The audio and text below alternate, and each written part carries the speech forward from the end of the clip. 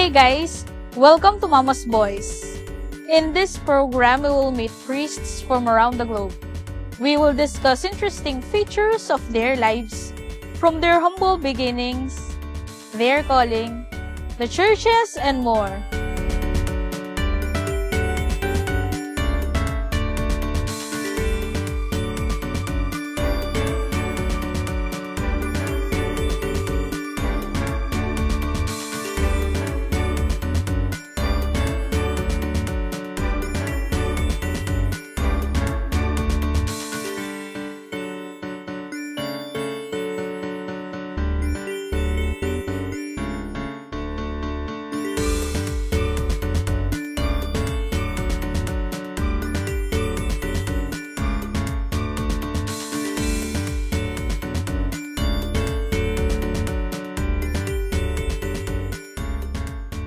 Father, welcome po sa program po natin na Mama's Boys, Mama Mary's Boys. Maraming salamat sa inyong paanyaya.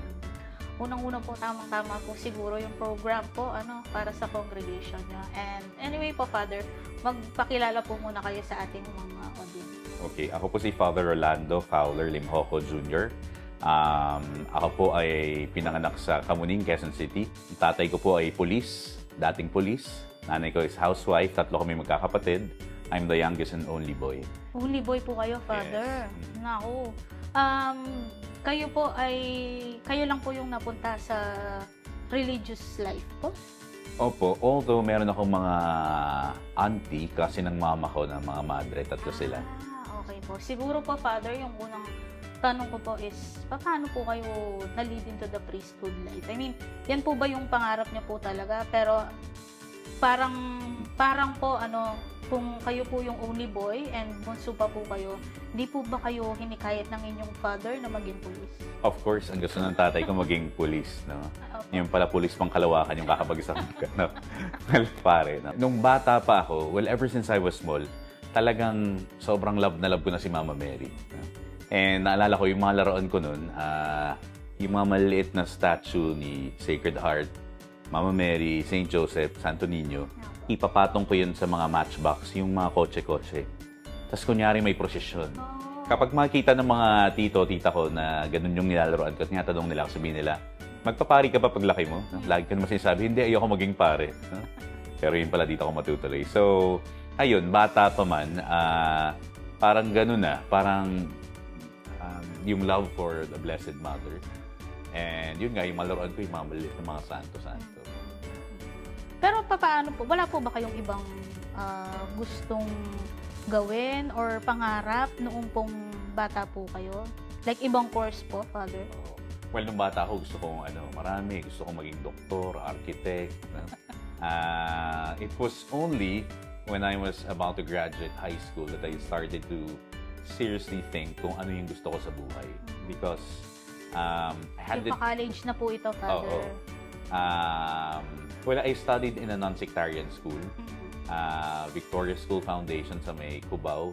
And it's a non-sectarian school, so any religion. Pero naalala ko, dun sa school namin may grotto. Tapos pag lunchtime, as young as grade 3, I would gather my classmates dun sa grotto para bago kami kakain, mag-rosary muna kami. So, nung mga unang linggo, maraming sumasama sa akin. Makalipas yung isang linggo, paunti ng paunti. I was so bothered, I had to confront my classmates. Sabi ko, classmates, napansin ko paunti ng paunti sumasama sa akin para mananghalian. May problema ba? At yung isa sa kanila sabi sa akin, Rolando, tatapatin kita. Sabi niya, sa bahay namin, kapag kakain kami ng parents ko, ang prayer lang namin, bless us, O Lord. Ikaw, pag kasama namin, magro-rosary muna kami, gutom na kami, napakahabang prayer. Sabi niya, ikaw na lang muna yung magdasal para sa amin. And it was then that I started to feel that there was something different sa mga trip ko, sa trip ng mga classmates ko. But of course, I wasn't taking it seriously. At yun nga, nung dumating lang ako na patapos na ako ng high school, nahirapan akong pumili ng course sa kolehiyo kasi sabi ko, no matter what course, then eventually profession, hindi niya mag-fill yung emptiness na nararamdaman ko. Para akong may hinahanap na hindi mamigay ng mundo sa labas. So, ginawa ko, kinonsulta ko yung isang auntie ko na madre, RSC, Religious to the Sacred Heart. So, ang tawag namin sa kanya ay ate. Sabi ko, ate, I think tinatawag ako ng Diyos para magpare. Sabi niya, tapusin mo muna ang kolehiyo, then after, pag nandun pa yung calling mo after college, then that's the time that you enter the seminary. Why do you think po, Father, na ganun po yung in-advise po niya sa inyo? Of course, kailangan din naman maging practical na at least kung hindi ka matuloy sa seminaryo, meron kang fallback no, na other profession o trabaho na maaaring kunin. So, ganun. Ano po yung tinukap ninyo? I took up mass communication at St. Joseph's College under the Franciscan Sisters of the Immaculate Conception. So, ayun, no? Nung kolehiyo, doon ko naman naranasan magkaroon ng girlfriend, umibig at mahalin. We lasted for 7 years. Parang may follow-up question siya. Tapos yun, pagka-graduate ng college, I immediately got hired with ABS-CBN, TV station. So, ibang-ibang yung mundo sa television, sa mass media. Pero yun, nandun pa rin yung parang from time to time, parang meron kang hinahanap na hindi mabigay ng mundo sa labas. I reached that point in my life na para bagang lahat ng hihingi ng isang tao na para lumigaya siya nandyan na. I was earning my own money. I was working for a prestigious company. Maayos yung pamilya ko. I had a girlfriend for 7 years. Nag-uusap na kami ng kasal.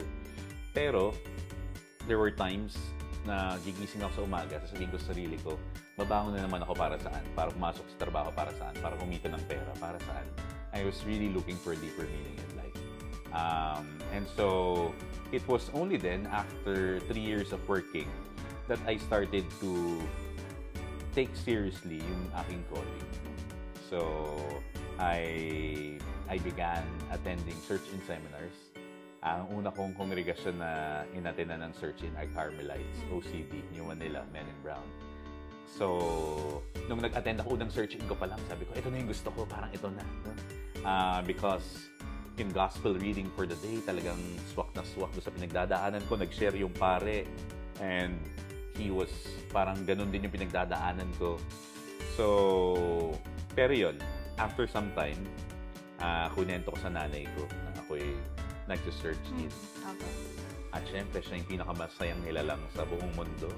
Sabi niya, anak, sabi ko na nga ba, magpapari ka, bata ka pa lang, nakikita na sa'yo, magpapari ka. Sabi ko sa nanay ko, ma, pwede wag mo muna kwento sa mga kamag-anak at kapitbahay natin. Sabi ko kasi, ayoko munang ma-pressure. Sabi niya, oh anak, promise, hindi ko kwento. Awa ng Diyos, wala pang isang linggo, tumatawag yung nanay ko sa trabaho. Tapos sabi niya, anak, merong dadalaw sa iyo dyan sa trabaho mo bukas, Vincentian na pare, i-invite ka mag-search in sa kanila. Sabi ko, ma, ano ba yung Vincentian? Sabi ko, ngayon ko lang yata narinig yung congregation na yan. Parang di naman yan Marian na congregation. Sabi ko, at magbabalik kami after a few reminders, kaya stay tuned guys!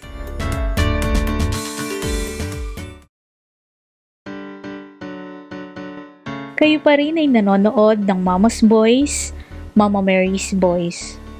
For more 5 siglo content, like, share at subscribe natin ang ating mga social media platforms.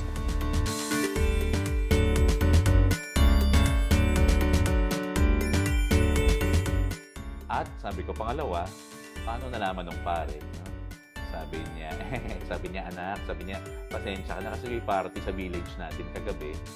Nandun yung parish priest natin, Vincentian. Sabi niya, hindi ko napigilan, anak. Sabi niya, binida kita. Sabi ko, yung anak ko nag-search in sa seminaryo. Kaya hiningi niya yung contact number mo.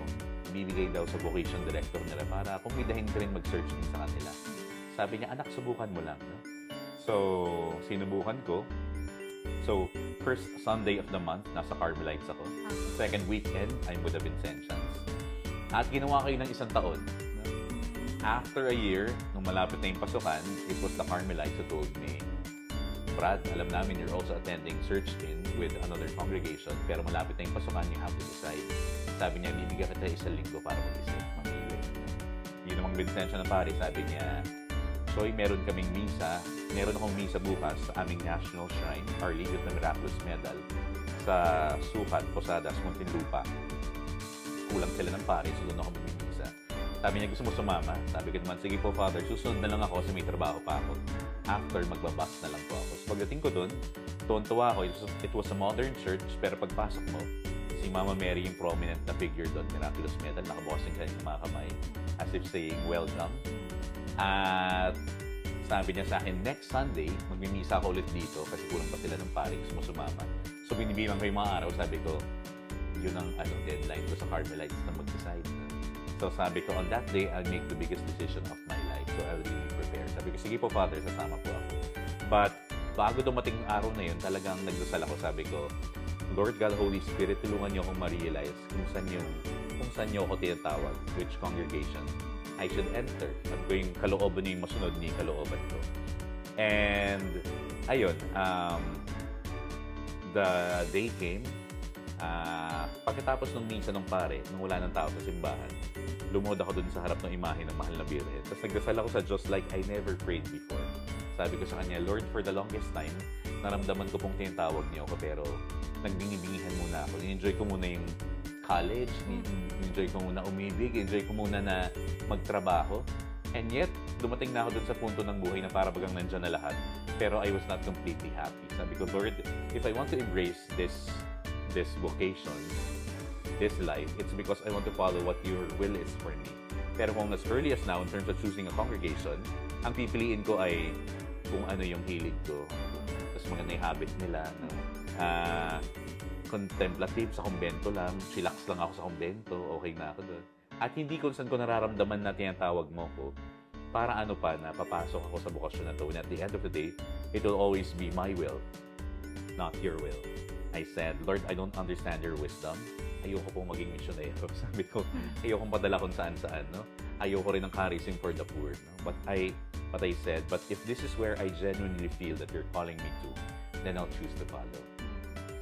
Tuwang-tuwa po siguro sa inyo si Mama Mary tsaka po si Lord kasi yung pinagdadasal po ninyo ay kung aling congregation lang po yung papasukan nyo, I mean, decided na po talaga kayo na papasok kayo into the religious life. Pero, Father, papaano po, may phone-in question po tayo dito. Ano po yung naging reaction ng inyo pong, di ba sabi niyo po kanina in a relationship po kayo. Nung pumasok po kayo sa seminary, ano po yung naging reaction niya? Pati po yung father niya dahil inaaya po niya kayong pumasok sa pagpupulis naman. Well, of course, yung naging girlfriend ko naman noon, ever since the beginning, she knew na nag-discern ako. She's very supportive. So, nag-decision naman kami na as matured individuals to part ways. And then yung tatay ko naman, although may gusto rin siya para sa akin, very supportive naman siya. Ganun din yung pamilya ko. So, hindi naging mahirap dun sa aspeto na. Inside the seminary po, Father, may mga challenges po ba kayo na naranasan? Of course, marami. Well, syempre, I thought that when you enter the seminary, plus pogi points pag Marian Devotee ka, pag Mama Mary ka. But it was then that I realized na hindi naman pala lahat ng nagpapare, madre, taong simbahan ay Marian Devotee, na may devotion kay Mama Mary. And there's nothing wrong with that. No? So, yun lang.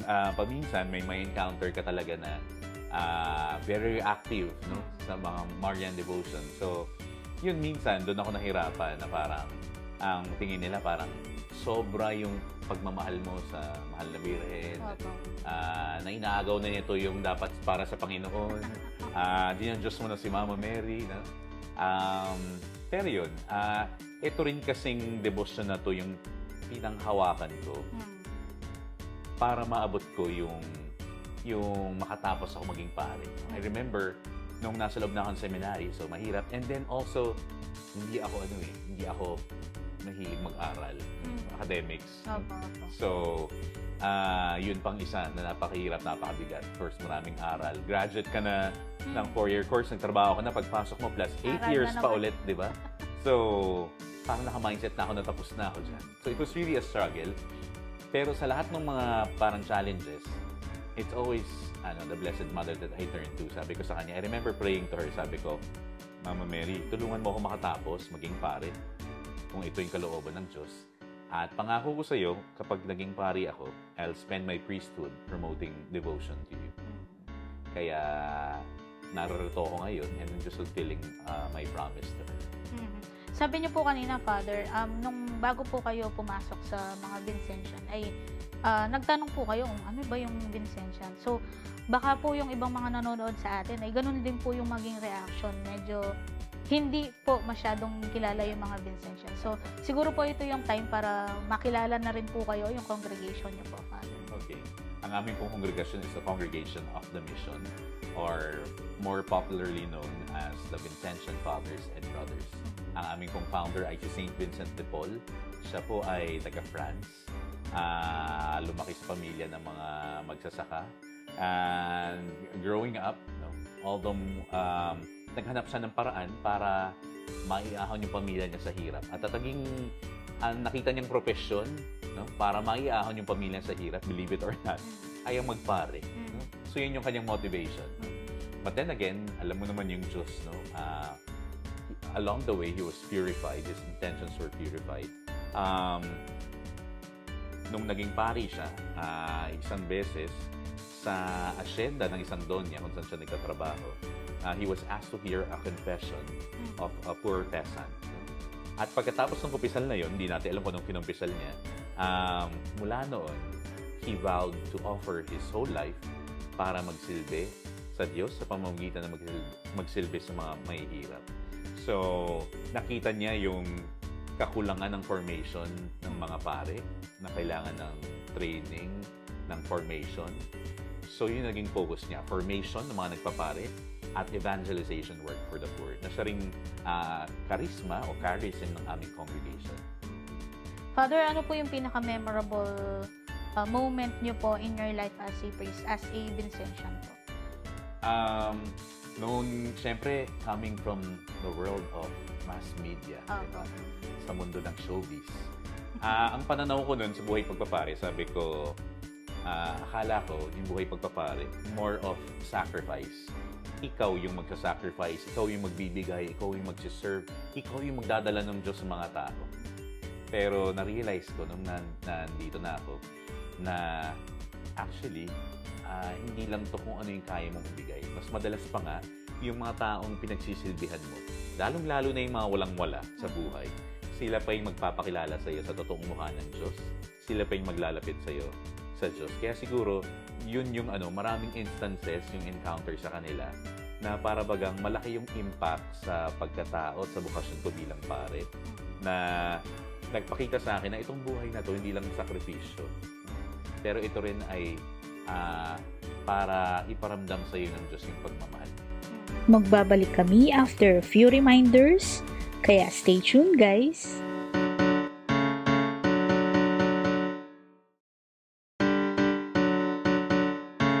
Kayo pa rin ay nanonood ng Mama's Boys, Mama Mary's Boys. For more 5 siglo content, like, share at subscribe natin ang ating mga social media platforms. Mostly po, Father, ang mga Vincentian priest po, ano pong ginagawa nyo? Saan po ba kayo? Sa mga schools po ba kayo? Ano po yung mga projects na ginagawa po ninyo? Gaya na nabanggit ko kanina, ang main charism ng aming congregation, ng Congregation of the Mission, ay formation of the clergy and evangelization work for the poor. Noong pumunta dito yung mga unang Vincentians mula sa Spain, kasama yung Daughters of Charity, besides pagiging spiritual director ng mga madre, ang mga unang binigay sa aming trabaho ay magtayo ng mga diocesan seminaries. So karamihan sa mga diocesan seminaries all over the Philippines, for a time, ay minanage o hinawakan ng mga Vincentians. And eventually, nung marami ng seminary, well-functioning na, binigyan din sila ng mga parokya. So we have parishes. And then, hindi naman talaga education yung aming charism. Pero dito sa Pilipinas, we have Adamson University. It so happened na may isang Greek chemist, si George Lucas Adamson, na nagrenta dun sa portion ng building ng mga Vincentians. Later on, kinuha silang chaplains. Then, eventually, binenta sa congregation. Ngayon, ang congregation na nagpapatakbo ng Adamson University. So, we are present in parishes.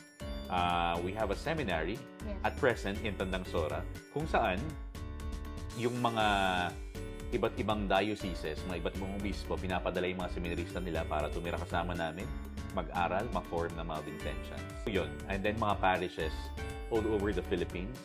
But also under the Philippine province, yung Thailand and Japan, kung saan yung mga pari naming mga Pilipino works with the diocese.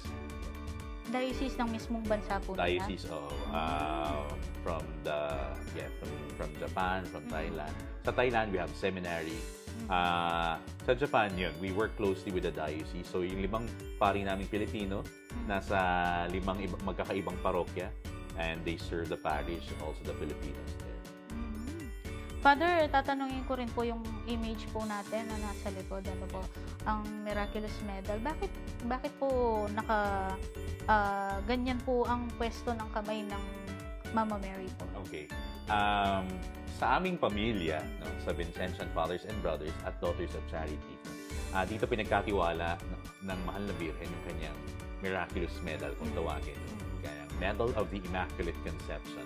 Now, she appeared to Sister Catherine Labore noong 1830, requesting for a medal to be made. At ang pangako niya ay ang sino mo magsuot nito sa kanilang leeg, dasalin yung panalangin dito, O Mary, conceived without sin, pray for us of recourse to thee. Pagkakalooban ng malaking grasya at biyaya. Ang explanation niya, sabi niya, these rays are symbols of the graces I bestow on those who ask for them. Yung mga maliwanag at mahabang sinag ay yung mga grasyang parati yung hinihingi. Yung maikli, di masyado maliwanag, di umiilaw, yung mga grasyang nakakalimutan ninyong hingin.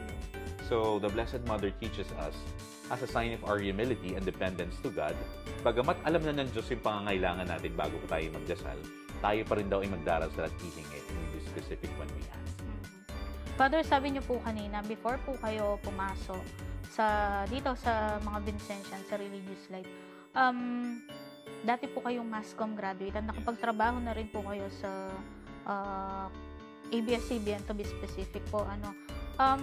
Dumating po sa atin yung pandemic, which nangailangan po tayo ng social media as a platform po to evangelize. Paano po kayo noong nagdaang pandemic at saka paano din po naka-cope up yung congregation po ninyo when it comes to social media po, Father? To be honest, no, pagdating ng pandemya, although gumagamit na tayo ng mga cellphone, yes, computers, social media, honestly, hindi kami handa. So, talagang noon na nahirapan kami.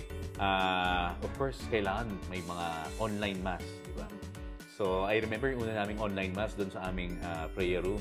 Talagang hindi pa kami marunong. No? Ang dami reklamo ng mga nanonood. Meron daw, hindi daw marinig yung audio, madilim, di malinaw, ganun. So, talagang nangangapa. No? But anyways, later on, as time went by, natuto rin naman, and then yung nga, bumili ng mga gamit. I think, in a way, it's a blessing. Kasi, natuto tayo na gamitin yung technology, social media, para ihatid din yung mabuting balita, no, sa mga tao. Especially nowadays, no, yung mga tao, hindi nga lang kabataan, lahat halos nakatutok, no, yes, online. So, natuto rin yung simbahan to adapt to the challenges and signs of the times sa pamamagitan ng pagkakaroon ng mga online masses, mga contents, no, na to evangelize and catechize our faithful. Father, may mga projects pa po ba kayo? Or upcoming projects or activities po with regards to your congregation, sa mga ginagawa niyo po up to date po, Father? Well, I'm handling the Miraculous Medal Apostolate. So, ito yung nagpo-propagate ng devotion sa Miraculous Medal all over the Philippines. So, isa sa mga ginawa naming proyekto nung nagpandemya ay dahil nga hindi makapunta yung mga tao sa simbahan, nung medyo lumuwag-luwag na at pinapayagan ng magbiyahe, inikot namin yung imahe ng Our Lady of the Miraculous Medal sa iba't ibang simbahan, COVID facilities, hospital, at nakita namin na maganda yung impact sa mga tao at pagtanggap ng mga tao. So, mula noon, tinuloy-tuloy namin, tinawag namin siyang Bisita Maria. So, ito yung pagdalaw ng imahe ng Mahal na Birhen sa iba't ibang simbahan, iba't ibang lugar. From there... Hindi lang po ito, Father, isang diocese, Iba't ibang diocese.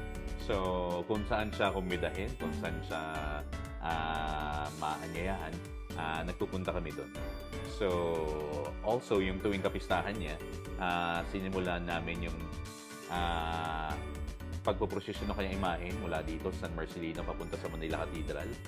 And for 3 days, naka-enthroned siya doon. Bilang pasasalamat na nakasurvive tayo ng pandemic. Alam mo yung pandemic tumapat sa 190th anniversary nung kanyang pagpapakita kay St. Catherine Labore, yung Miraculous Medal. Kaya we started that tradition, that practice, bilang pasasalamat. May mga future projects pa po ba kayo, Father? Well, hopefully, gusto rin naming madalaw yung imahen sa Visayas and Mindanao. So, yan yung so Luzon pa lang po yung naiinit. Oo, so far Luzon pa lang. Meron siyang sariling sasakyan, parang Pope Mobile, or Marian Mobile. Okay. So, yun yung ginagamit namin para iikot siya. And then whenever I am invited sa mga iba't ibang simbahan, mga Novena Masses, pag may opportunity, I bring her with me, or kung di man, ay pinapaliwanag ko yung kwento ng Miraculous Medal at yung catechesis at yung kahalagahan nito. I would like to thank Simpao Macapagal Vision Center for my eyewear. We would like to thank the following.